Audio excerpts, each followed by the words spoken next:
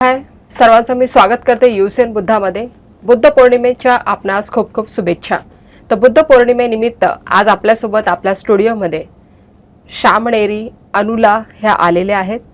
त्या अमरावतीच्या आहेत. त्यांच्यासोबत आपण हितगुज करणार आहोत, चर्चा करणार आहोत की त्यांचा हा प्रवास कसा राहिला, त्यांच्या जीवनामध्ये प्रेरणा कुठून मिळाली आणि नेमकी बुद्ध पौर्णिमा कशी साजरी करावी.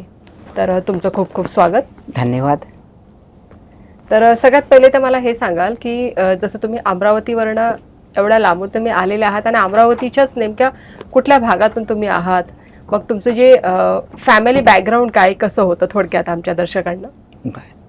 मी अमरावतीवरून गोपालनगरमधून आलेली आहे आणि माझ्या फॅमिलीबद्दल बॅकग्राऊंड जे म्हटलं तर मला 2 मुली आणि 1 मुलगा आहे. आणि मुलगा सर्व्हिसवर आहे, पोलीस जॉबमध्ये आहे आणि मुली पण चांगल्या घरी आहेत. त्यांचा काही प्रश्न नाही आहे. आणि मला जे हे प्रेरणा मिळाली तर माझं मी जेव्हा ग्रस्त जीवनात असताना भिक्षुणीच्या सानिध्यात जायचे आणि जेव्हा जेव्हा त्यांच्या सानिध्यात जायचे तेव्हा तेव्हा त्यांचा सुखाव असा आनंद आणि त्यांच्यापासून जो मिळणारा संदेश किंवा एक उपदेश तो मनामध्ये खूप माझ्या प्रेरणा करायचा, खूप मनामध्ये म्हणजे माझ्या हृदयामध्ये जाऊन बसायचा. आणि मला असं वाटायचं की एक दिवस आपण सुद्धा भिक्षुणी व्हावं आणि धम्माचा प्रचार आणि प्रसार करावा. कारण बाबासाहेबांचं एक स्वप्न होतं, बाबासाहेबांचा एक दिव्य संदेश होता की यानंतर हा धम्माचा रथ तुमच्या खांद्यावर येत आहे, या रथाला तुम्हाला किती पुढे नेता येईल ते पुढे तुम्ही न्यावा.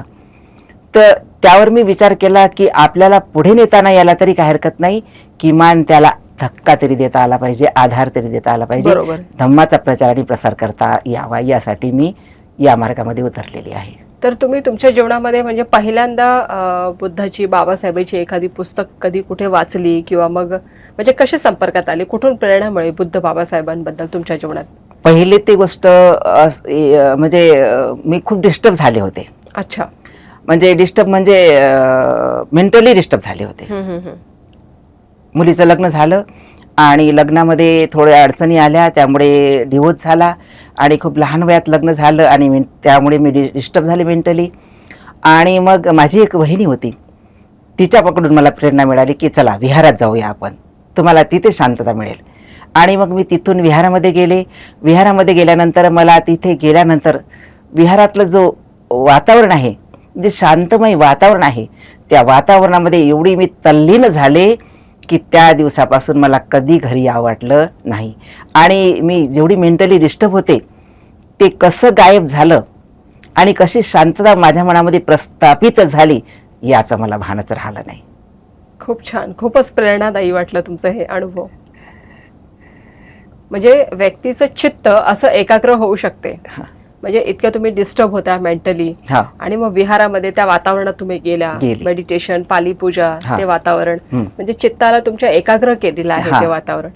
मग तिथून म्हणजे तुम्हाला प्रेरणा मिळाली की मी देखील माझ्या जीवनामध्ये कधीतरी श्यामणेर भिक्षुणी व्हावं असं तुम्हाला तिथून प्रेरणा मिळाली. आणि तुम्ही सातत्याने विहारात जात गेली की म्हणजे 20 वर्षापर्यंत. आणि बाबासाहेबाचा बुद्धाने त्याचा धम्मग्रंथ आहे, तुम्ही सातत्याने 10 वर्षापर्यंत त्याचं पठण केलं. 10 वर्षापर्यंत सातत्याने तुम्ही पठण केलं. पठण म्हणजे विहारामध्ये सुद्धा, एखाद्याच्या कुटुंबामध्ये असेल, घरामध्ये जर त्यांनी ग्रंथाचं पठण करायचं सांगितलं मला तर तिथे सुद्धा, आणि बाहेर कुठे एखाद्या गावाला जर मला आमंत्रित केलं तिथे सुद्धा, आणि परित्राणाचे जे कार्यक्रम असायचे तिथे सुद्धा, कुठे मला प्रवचनाला बोलावलं तिथे सुद्धा, असं मी 20 वर्षापासून ते कार्यक्रम करत होते. बुद्ध आणि त्याचा धम्म. म्हणजे एक प्रकारे तुम्ही ते थोडक्यात प्रचार आणि प्रसार करत गेली. तर खूपच छान आणि प्रेरणादायी असा तुमचा अनुभव आहे. तर साधारण आता तुम्ही श्यामणेरी जे झाला तर तुम्हाला म्हणजे कोणाकडनं दीक्षा उपसंपदा जी मिळाली आहे, नाव कुठून कसं मिळालं आणि नेमकं तुमचं जे नाव आहे ते काय असं वेगळं आहे त्याच्याबद्दलही सांगाल?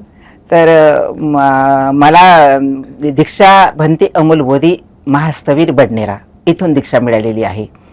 आणि दीक्षा घेतल्यानंतर मला त्यांनी विचारलं की तुम्हाला नाव कोणतं पाहिजे. तर मी म्हटलं मला तर काही फारशी माहिती नाही याच्यातली, नाव कोणतं घ्यायचं. तर त्यांनी सांगितलं की एक श्रीलंकेचा राजा होता आणि त्याच्या राणीचं नाव होतं अनुला. अच्छा. तर ते नाव तुम्हाला योग्य वाटेल का? तर मी म्हटलं काय हरकत नाही, जर तुमची इच्छा असेल तर अनुला योग्य नाव वाटत असेल तर द्या मला ते नाव. तर त्यांनी मला ते नाव दिलं आणि तिथून माझं सामनेरी जीवन सुरू झालं. तर त्या सामनेरी जीवनाला आता 2 वर्षाच्या जवळजवळ होत आहे. 27 नोव्हेंबर 2024 रोजी माझी दीक्षा झाली आणि या 27 नोव्हेंबर 2026ला मला 2 वर्ष होणार आहेत. अच्छा. तर तुम्हाला खूप खूप शुभेच्छा. तुमच्या ह्या 2 वर्ष तुम्ही कंप्लीट करणार आहात शामणेरी म्हणून. कारण एक सांसारिक जीवनामध्ये मुलं आहेत, चांगल्या नोकरीवर पदावर आहेत, घरचं सगळं सुखसुविधा आहेत, ते सगळं असतानाही मग कुठेतरी त्या गोष्टीचा त्याग करून चिवर धारण करणं, मुंडन करणं आणि हे जीवन जगणं हे कसं म्हणजे तुम्ही स्वीकारलं तुमच्या जीवनामध्ये? तर मी आधीच ठरवलं होतं मुलं लहान असताना, जेव्हा मी विहारात गेले आणि मला तिथला अनुभव आला की खरोखर इथं किती शांततेचं वातावरण आहे आणि खरोखर इथूनच काहीतरी घ्यायचं असेल, सुख जर कशाला म्हणावं, स्वर्ग जर कशाला म्हणावा, तर हे विहार आहे. आणि विहारात गेल्यानंतर धम्म आहे.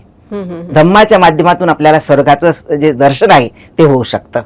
आणि मग बरेचदा मी भिक्षूंच्या सानिध्यात आले, भिक्षुणीच्या सानिध्यात आले आणि तेव्हा जेव्हा त्यांचा जो सानिध्य मला सुखावं वाटला, शांततेचा वाटला आणि खूप आनंददायक वाटला, तर म्हटलं असं जीवन आपणही एक दिवस जगलं पाहिजे. परंतु मुलांची जबाबदारी होती माझ्या खांद्यावर आणि मुलांचं संगोपन करणं फार गरजेचं होतं, कारण त्यांना जन्म दिला होता, ते माझं कर्तव्य होतं. त्यांना जन्म दिला तो त्यांचा दोष नव्हता, परंतु मी जन्म दिला तर त्यांचं संगोपन करणं माझंही कर्तव्य होतं. आणि म्हणून मी त्यांचं संगोपन चांगल्या परीनं केलं, त्याला चांगलं शिक्षित केलं आणि एक चांगल्या नोकरीवर लावलं. तो आपल्या पायावर उभा झाला, त्याचं लग्न झालं, त्याला मुलगा झाला आणि नंतर मला पॅरालिस गेला. अच्छा. आणि त्या पॅरालिसमध्ये मला असं वाटलं की सगळ्या इच्छा माझ्या पूर्ण झाल्या. मला आता दागिन्याची हौस नाही राहिली, वस्त्रांची हौस नाही राहिली, साज शृंगाराची कसलीच हौस नाही राहिली, परंतु काशाय वस्त्राची राहिली. किमान माझ्या अंगावर 10 दिवसापुरतं तरी चिवर आलं असतं आणि मग मला मरण आलं असतं तर मला फार आनंद झाला असता. मग भगवंताची याचना केली आणि भगवान किमान 10 दिवसाचं जीवन मला दान द्यावं आणि मला भिक्षुणी जीवन जगू द्यावं.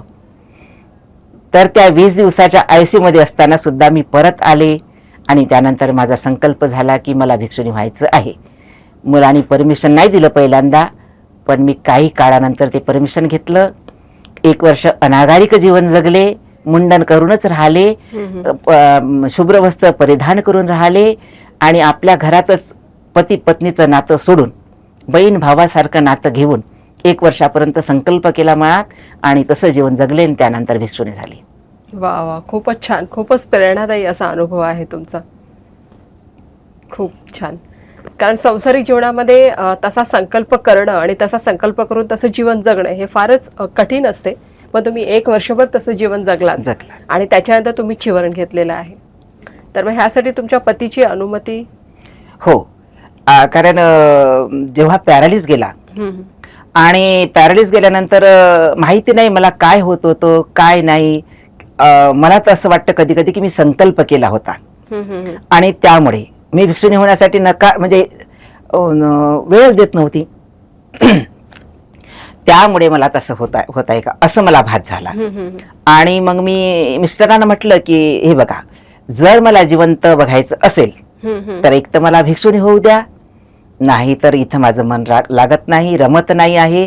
मला असं वाटते की एखाद्या वेळेस आपल्या म्हणजे एक तर प्राण त्याग करावा किंवा भिक्षुणी व्हावं. तर पती म्हणाले, तुमचं चित्त तिथे कनेक्ट झालं होतं. पती म्हणाले नाही नाही, तुला जिवंत बघायचंय आम्हाला, इथे राहिली काय आणि तिथे राहिली काय, आमच्या डोळ्याने दिसली तरी भरपूर आमच्यासाठी, कारण तू खूप काही या जीवनामध्ये संघर्ष केला आणि तुझ्या संघर्षाला आम्ही कधीही विसरू शकणार नाही. आणि म्हणून तुझं जीवन तुला कसं सुखमय करायचं आहे, तुझं कसं जीवन जगायचं आहे हे तू स्वतः ठरवू शकतेस. आणि त्यांनी मला फुल परमिशन दिलं. तेच माझे दायक बनले, त्यांनीच मला दीक्षा दिली, त्यांनीच माझं चिवर आणि वगैरे मला दान केलं त्यांनी, आणि तेव्हाच माझी दीक्षा झाली. खूपच छान, खूप प्रेरणादायी असा अनुभव आहे की त्या परिस्थितीमधून त्याच्यातून तुम्ही आलात, तुमच्या पतीने तुम्हाला पूर्ण सहकार्य केलं, तुमच्या मुलांनी देखील केलेलं आहे. खरंच त्यांना देखील खूप आता अभिमान वाटत असेल की आमची आई हे असं जीवन जगत आहे. हो. तर आता जसं 2 वर्ष तुमच्या श्यामणेरी दीक्षेला होणारच आहे, तर हे 2 वर्षाचा चिवर तुम्ही घेत आहात की पुढे भिक्षुणी देखील तुम्हाला जीवन जगायचं आहे किंवा पुढचा तुमचा कसा प्रवास असणार आहे, काय तुमचं नियोजन आहे त्याबद्दल? त्या सामनेरी तसं तर माझं पहिल्याच वेळेस ठरलं होतं. जेव्हा माझी दीक्षा झाली होती तेव्हाच माझं ठरलं होतं की मी आजीवन दीक्षा घेणार आहे. कारण आत्ता वय 60 गाठली आणि 60 नंतर परत घरी जाऊन काय करायचं आता. बरोबर आहे. राहिलेला जो आता वेळ आहे, जो कालावधी आहे, जे आयुष्य आहे ते भगवंताच्या सानिध्यात घालायचं आहे. आणि तेव्हाच ठरलं होतं. परंतु 2 वर्षाचा कालावधी लागतो काय म्हणते उपसंपदा करायला. आणि उपसंपदा कोण करून देणार बा याची सुद्धा मला माहिती नव्हती. तर एक वेळ काय झालं की माझ्या सानिध्यामध्ये भंते संबोधी श्रामणेरीच आहेत, त्या आल्या आणि त्यांच्या सानिध्यातून मला समजलं की केळझर जिल्ह्यामध्ये केळझरमध्ये एक सुनीती भंते जी आहेत आणि त्या उपसंपदा करतात. परंतु तिथे 1 वर्षाचं प्रशिक्षण घ्यावं लागतं आणि प्रशिक्षण घेतल्यानंतर तुम्हाला उपसंपदा मिळणार आहे. तर मी त्यासाठी 1 वर्षासाठी प्रशिक्षणासाठी जात आहे. मागच्या महिन्यामध्ये गेली होती 4-5 तारखेला आणि या महिन्यात पण जाणार आहे, मे महिन्यात पण जाणार आहे 5 तारखेला. आणि हे प्रशिक्षण घेऊन मला उपसंपदा करायची आहे आणि पुढलं जीवन मला भिक्षुणी जीवनात शेवटच्या श्वासापर्यंत भिक्षुणी जीवन जगायचं आहे. खूप छान. तुम्हाला खूप खूप शुभेच्छा तुमच्या ह्या प्रवासाकरिता की तुम्ही शेवटच्या श्वासापर्यंत भिक्षुणी जीवन जगू इच्छिता. साधं छान छान साधं साधं. तर जसं मी पाहते की संसारिक जीवनामध्ये ज्या गुरफटलेल्या महिला असतात, म्हणजे त्यांना असं वाटते की शिबिरासाठी किंवा कुठे बाहेर जायचं असलं तर मग माझा मुलगा किंवा मुलगी कसं जेवण करेल, काय होईल, माझे पती काय करतील, तर त्यांना ती चिंता म्हणजे मनामध्ये राहते नेहमी महिलांच्या. तर त्या 10 दिवसासाठी शिबिरासाठी सुद्धा घर सोडू शकत नाही. तर अशा महिलांना तुम्ही काय म्हणजे एक सांगाल? बघा कसं आहे, आपण लहानपणापासून म्हणजे सुरुवातीला आई वडिलांकडे राहतो तेव्हा आई वडिलांसाठी जीवन जगतो किंवा तिथलं जीवन जगतो नाही का. नंतर लग्न झाल्यानंतर पतीकडे येतो आणि आपल्या संसारात गुरफटून जातो, तेव्हा त्यासाठी सुद्धा आपण जीवन जगतो मुलांबाळांसाठी. बरोबर आहे. आणि खूप धडपड करतो, खूप धावपळ करतो. जे काही करायचं असेल ते मुलासाठी करतो आपण, परंतु स्वतःसाठी कधीही काही करत नाही. मग किमान जी मानसिकता आहे आपली, आजकालचं एवढं टेन्शन येते मुलांमुळे, मुलींमुळे किंवा आपल्या परिवारामुळे. आणि जर आपल्याला टेन्शन फ्री व्हायचं असेल तर किमान 10 दिवसाची तरी आपण समजा विपश्यना केली पाहिजे. जेव्हा आपण विपश्यनाला जातो फक्त 3 दिवस आपण ग्रस्त जीवनामध्ये म्हणजे मनामध्ये चित्तामध्ये आपल्या निर्माण होतं आणि 3 दिवसानंतर आपण विसरून जातो की आपण कुठून आलेलो आहोत. त्यामध्ये आपण रममान होतो. हे जर त्या उपासिकेला समजलं तर ती निश्चितच 10 दिवसाचं ते विपश्यना शिबिर करेल. आणि जेव्हा ती विपश्यना शिबिर करेल तेव्हा तिला पूर्णपणे अनुभूती येईल आणि तिला अनुभूती आल्यानंतर ती सर्व म्हणजे पूर्णतया या धम्ममार्गाकडे, या विपश्यनेकडे किंवा तिला जे जे अनुभव आहे, जे सुख आहे, जे तिला वाटते की यामध्ये समाधान आहे, यामध्ये शांतता आहे, तर ते घेण्यासाठी ती येईल. आणि तिने घ्यावं, तिने स्वतःसाठी जीवन जगावं. मुलांसाठी तर भरपूर जगलो आपण, परंतु स्वतःसाठी कधीतरी जगलं पाहिजे. आणि स्वतःसाठी जगण्यासाठी दुसरा पर्याय नाही, तो फक्त एकमेव मार्ग म्हणजेच बुद्धाचा मार्ग.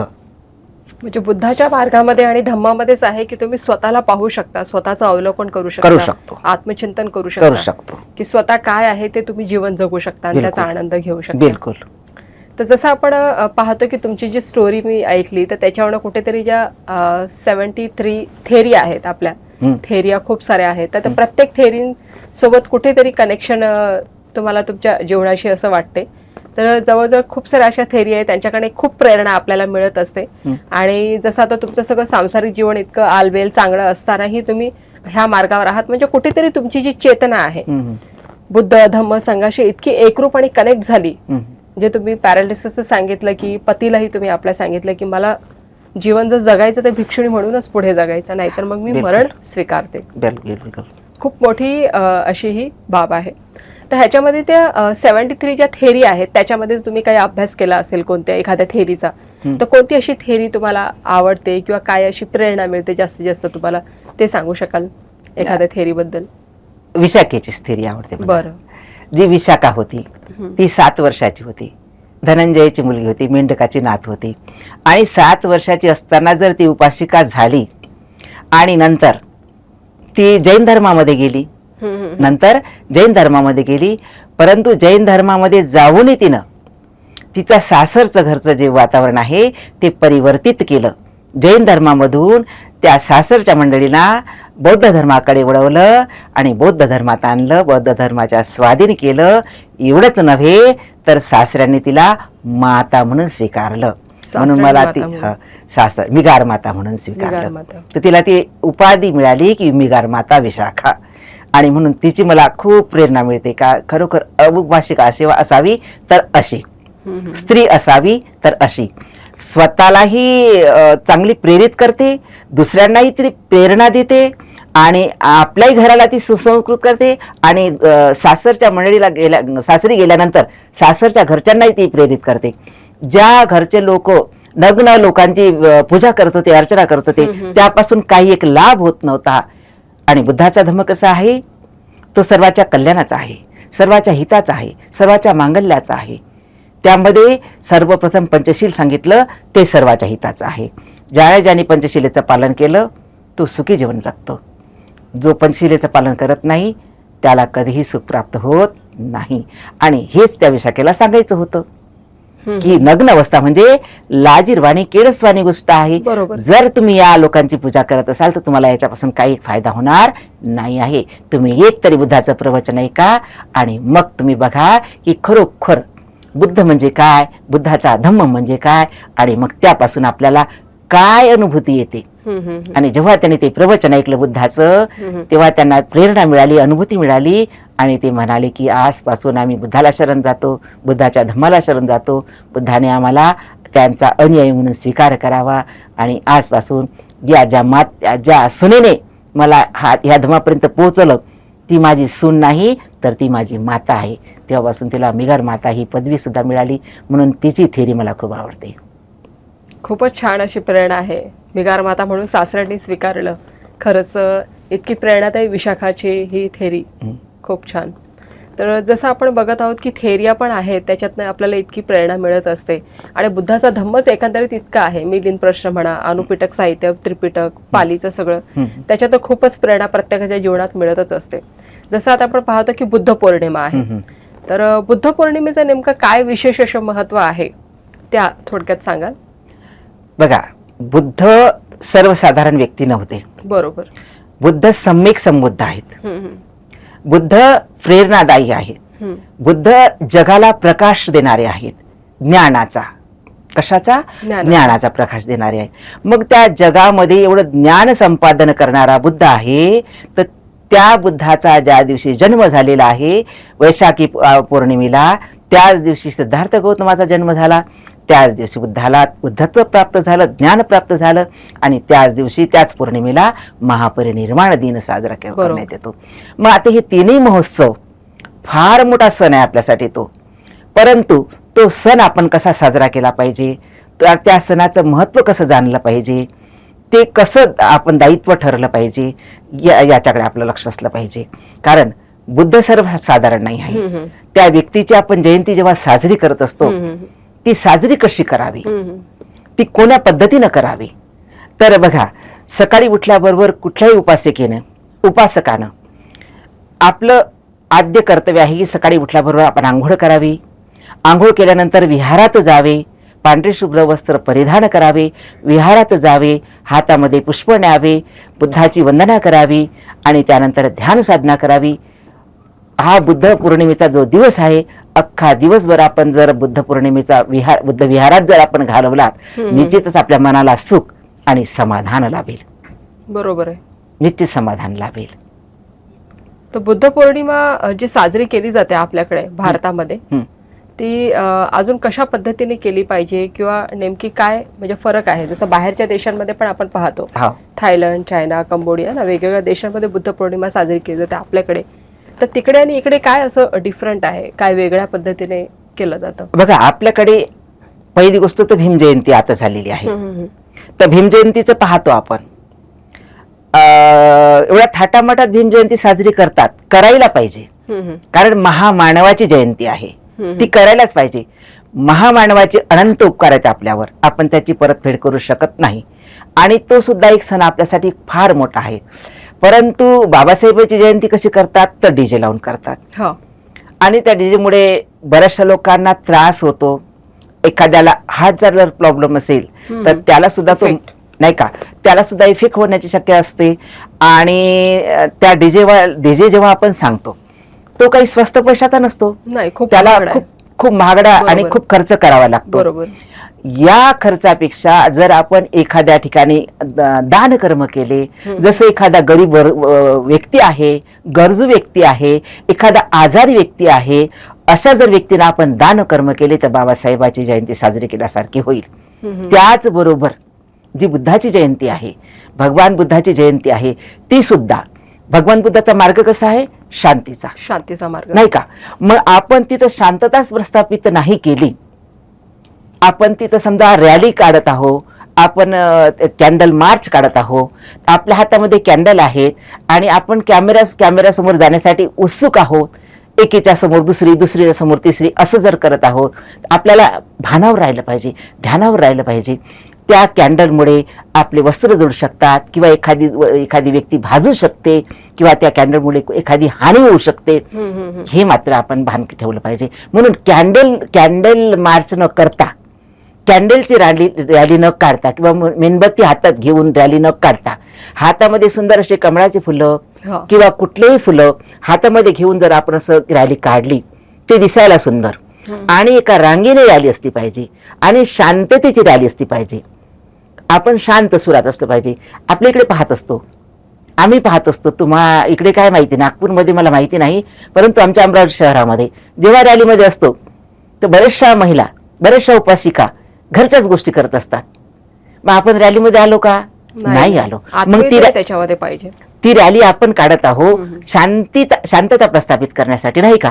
मग शांतता प्रस्थापित करण्यासाठी जर आपण रॅली काढत असेल आणि तिथं जर आपण कलह करत असेल, म्हणजे आपल्या घरच्या गोष्टींचा, तर ती रॅली योग्य आहे का. म्हणून माझं त्या उपासिकांना एक सांगणं आहे की जर आपल्याला रॅलीत जायचं आहे, श्रद्धेनं जावं, तन्मन धनानं जावं आणि शांत चित्तानं जावं, जेणेकरून बुद्धाचा मार्ग आपण आत्मसात करू शकलो पाहिजे, त्याचं आचरण करू शकलो पाहिजे. आणि जे आपण आचरणशील राहू तो आदर्श समाजाने, दुसऱ्या समाजाने घेतला पाहिजे आणि म्हटलं पाहिजे की खरोखर हा आहे बुद्धाचा अनुयायी, हा आहे बाबासाहेबाचा अनुयायी. तेव्हाच आपली रॅली आहे, तेव्हाच आपली जयंती साजरी आहे, अन्यथा नाही.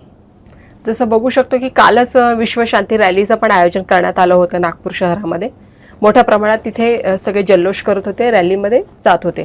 तर जसं तुमचं असं म्हणणं आहे की रॅली जर काढण्यात आलीच तर अतिशय शांततेने, एकाग्र चित्ताने, बिलकुल अगदी हळूवारपणे, आणि हातामध्ये कमळाची फुलं असली, पांढरे वस्त्र परिधान, तर आणखी सुंदर दिसेल. जसं आता बऱ्याच महिला आहे की इकडच्या तिकडच्या चर्चा करतात, तर आपलं जे चित्त आहे तर तिथे एकरूप झालं पाहिजे बुद्ध धम्म संघामध्ये. बरोबर. तर खूपच छान असं तुम्ही अनुभव सांगितलेला आहे. तर आतापर्यंतचा तुमचा हा जो उपासक म्हणून तुम्ही बुद्ध धम्म संघामध्ये संमिलित होत्या, 2 वर्ष आता तुम्हाला शामणेर म्हणून होणार आहे, पुढे भविष्यामध्ये तुम्ही भिक्षुणी म्हणून व्हाल आणि हा प्रवास तुमचा चालतच राहील. तर ह्या जीवनामध्ये तुम्ही ध्यान साधना ही तुम्ही म्हणजे कशी करायची, किंवा मेडिटेशनचं आपल्या जीवनामध्ये काय महत्त्व आहे, हे आमच्या उपासकांना, दर्शकांना सांगा. बघा, मेडिटेशन एवढं महत्वाचं आहे की जे मन आपलं चंचल आहे, कसं आहे, चंचल आहे, त्या मनाला जर स्थिर करायचं असेल तर मेडिटेशनची फार आवश्यकता आहे. आणि मी तर म्हणतो की दररोज प्रत्येक व्यक्तीने किमान सकाळी उठल्यानंतर 5 ते 6च्या दरम्यान 1 तासाचं मेडिटेशन करावं. पहाटे 5 ते 6च्या दरम्यान मेडिटेशन करावं. जेव्हा आपण मेडिटेशन करतो आणि आपल्या स्वतःला पाहतो तेव्हा त्याची अनुभूती आपल्याला येते. आणि आपलं जे आपण जे मेंटली डिस्टर्ब असतो, जे आपल्या मनामध्ये टेन्शन असतं, जे आपलं चित्त हे झालेलं असतं, विभक्त झालेलं असतं, त्या चित्ताला स्थिरता मिळते. आणि म्हणून मेडिटेशन करणं फार गरजेचं आहे. जर जमत नसेल तर विपश्यना करावी 10 दिवसाची. बऱ्याचशा ठिकाणी शिबिर राहतात. इगतपुरीला आहे, यवतमाळला आहे, कुटुंब्याला आहे, इथं मौझरीला आहे. बरेचशा आता सेंटर निघालेले आहेत. कुठल्याही सेंटरमध्ये जाऊन 10 दिवसाचं शिबिर करावं. 10 दिवसाच्या शिबिरामध्ये शिक्षण मिळतं आणि शिक्षण मिळाल्यानंतर आपण मेडिटेशन कसं करावं याची अनुभूती येते. आणि ती अनुभूती आली का आपण आपोआप मेडिटेशन करतो आणि मेडिटेशनमुळे फार लाभ होतो, खूप लाभ होतो. जसं आता आपण बघू शकत आहोत की ध्यान साधना तर खूप महत्त्वाची आहेच. आता जे टीनेजर मुलं असतात 12-13 वर्षाचे तरुण मुलं मुली, त्यांच्यामध्ये खूप जास्त चिडचिडपणा वाढत चाललेला आहे. मोबाईलचं व्यसन देखील, सोशल मीडियाचं व्यसन म्हणजे इतकं लागत चाललेलं आहे. म्हणजे मानसिक स्थिती त्यांची फारच डावाडोल आहे. तर अशा ह्याच्यामध्ये पॅरेंट्सने काय केलं पाहिजे, माता पित्यांनी किंवा त्यांनी काय केलं पाहिजे, काय ह्याच्यावर आपल्या धम्माच्या अनुषंगाने तुम्ही सांगू शकता? सर्वात पहिलं मुलं आहेत ते आजचे मुलं किंवा मुली, तर माता पित्याने सर्वप्रथम त्याला तर जे तिसरं शील आहे, कामे सुमिथ्याचारा वेरमणी, हे शील समजावून सांगणे फार गरजेचे आहे. हे शील का बरं समजावून सांगणे गरजेचं आहे? त्या शीलामध्ये एवढंच नाही आहे की व्यभिचार करू नये, अनैतिक संबंध करू नये, असं नाही आहे. सर्वप्रथम पहिलं सुरुवात होते ती छेडछाड. कुठून सुरुवात होते? छेडछाडपासून. कोणताही व्यक्ती, एखादा पुरुष, मुलगा, एखादी मुलगी जर एखाद्या मुलाला छेडछाड करत असेल किंवा मुलगा एखाद्या मुलाला छेडछाड करत असेल, तिथून मात्र त्यांच्या मनामध्ये वाईट नीती निर्माण होते. आणि म्हणून सर्वप्रथम पालकाने, माता पित्याने ते शील त्यांना समजावून सांगितलं पाहिजे की हे बाळा, तुला शीलवान व्हायचं आहे, तुला गुणवान व्हायचं आहे, तुला आमचं नाव कमवायचं आहे. म्हणून जास्तीत जास्त या शीलाचं महत्त्व तू जाणलं पाहिजे की व्यभिचार करायचा नाही आहे, कोणाची छेडछाड करायची नाही आहे. जसं आपल्यापेक्षा लहान असेल ते ती आपली बहीण समजावी, आपल्या बरोबरचे जे समवयाचे असेल ते आपली मैत्रीण समजावी, आणि आपल्यापेक्षा ज्येष्ठ असेल, श्रेष्ठ असेल, मोठी असेल वयाने, ती आपली माता समजावी. अशा प्रकारे जर तुम्ही आचरण केलं तर निश्चित तुम्ही शीलवान, गुणवान व्हाल आणि तुमच्या हातातून वाईट कर्म होणार नाही. असं प्रत्येक माता पित्याने जर आपल्या मुलांना सांगितलं आणि मोबाईलच्या दूर ठेवलं की या मोबाईलमध्ये काही पडलेलं नाही आहे, या मोबाईलमुळेच बरेचसे मुलं बिघडलेले आहेत, मुली बिघडलेल्या आहेत. त्याचा पाहिला तर फायदाही आहे, त्यामधून आपण शिक्षण सुद्धा घेऊ शकतो. पण आपण ते घेण्याचा प्रयत्न केला पाहिजे. जे फायद्याचं आहे ते घेतलं पाहिजे, जे हिताचं आहे ते घेतलं पाहिजे, आणि जे अहिताचं आहे ते मात्र घेता कामा नये. त्यामुळे आपलं नुकसान होते, आपली हानी होते, आणि आपल्या मातापित्याचा मानसन्मान जातो, आणि आपल्याला त्यापासून काही एक फायदा होत नाही आहे. म्हणजे खूपच चांगल्या पद्धतीने मार्गदर्शन केलेलं आहे की किती आपल्याला दक्षता इथे घेण्याची आवश्यकता आहे. पॅरेंट्सला, जे आई वडील आहेत आणि मुलं देखील.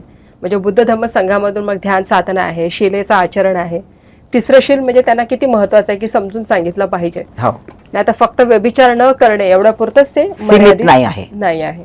कारण व्यभिचार सुरुवातीला होत नाही ना, पहिली सुरुवात त्याची छेडछाड पासून होते, आणि छेडछाड सुरू झाली का तिथून मग ते सुरुवात होते, ती पुढे पुढे पुढे पुढे लांबत जाते. आणि मग त्याचं प्रकरण एवढ्या दूर पोहोचतं की ते मुलीच्याही आई वडिलांना धोकादायक असतं आणि मुलाच्या आई वडिलांना धोकादायक असतं. त्यामुळे मुलीच्या सुद्धा माता पित्यांनी ते समजावून सांगितलं पाहिजे की बाई, सर्वात जास्त शील पाडायचं असेल तुला तर हे शील पाड. व्यभिचार न करणे, छेडछाड न करणे, आपल्या बरोबरीचे असेल तर तिला मैत्रिणीसारखं जपणे, बहिणीसारखं जपणे, आपल्यापेक्षा मोठी असेल तिला मातेसारखं सन्मान देणे, हे मुला मुलींना सांगितलं पाहिजे प्रत्येक आई वडिलांनी. म्हणजे ते दृष्टी जर त्यांच्यामध्ये आली, तशी समज जर त्यांच्यामध्ये आली तर बरेच जे प्रॉब्लेम्स आहेत ते सॉल्व्ह होऊन जातील. जसं आता बुद्ध पौर्णिमा आहे, तर बुद्ध पौर्णिमेनिमित्त तुम्ही आमच्या दर्शकांना काय संदेश द्याल आमच्या टीव्हीच्या माध्यमातून? बघा, मी आधी सांगितलं का बुद्ध पौर्णिमा कशी साजरी करायची. बुद्ध पौर्णिमा कशी साजरी करायची तर आपल्या घरामध्ये त्या दिवशी सकाळी उठून घर स्वच्छ करायचं. ते तर आधी करतातच, लोक स्वच्छता करतातच. सुंदर असं अधिष्ठान ठेवायचं जे बुद्धाचं आहे, सुंदर असं अधिष्ठान ठेवायचं. घरामध्ये पूजा घ्यायची, परित्राण घ्यायचा, बुद्धाची देसना घ्यायची, एखाद्या भिक्षूला आमंत्रित करायचं, भोजन द्यायचं, दान कर्म करायचं. कारण बुद्धाने सर्वात महत्त्व दिलं आहे दानावर. दान केलं तर आपले कर्म होतील, नाही का? आणि आपले कर्म झाले तर ते कधी ना कधी आपल्या संकटकाळी कामी येतील. म्हणून दानावर जास्त भर दिली पाहिजे. कारण सर्वात जे सांगितले आहे 10 पारमिता सांगितले आहे, तर त्या 10 पारमितातली जी दान पारमी आहे ती आपली पूर्ण असली पाहिजे, पूर्ण करण्यास आपला प्रयत्न असला पाहिजे. तर ते केव्हा होईल?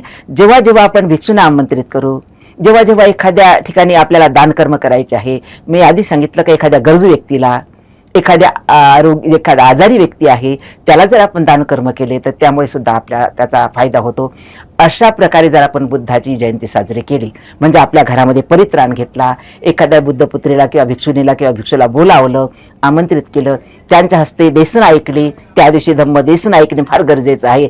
कारण मनाला एकाग्र करणं, मनाला शांत करणं, किमान एक दिवस तरी आपण आपल्या मनाला शांत करू शकतो. आपलं हे जीवन एवढं याचं आहे, म्हणजे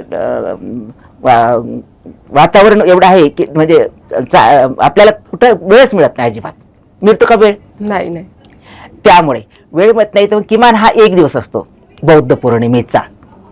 त्या दिवशी तरी आपल्या घरामध्ये पूजा करावी, परित्राण घ्यावे, बुद्धाच्या मुखातून निघाली जी अमृत लेवाणी आहे तिचा उद्घोष करावा, जेणेकरून आपली मुलं असतील त्या ठिकाणी, आपल्या सुना असतील त्या ठिकाणी, आपला पुरा परिवार असेल आणि तो परिवार पूर्ण ग्रहण करत असेल, तर तेव्हा त्यांच्या मनामध्ये शांतता प्रस्थापित होईल.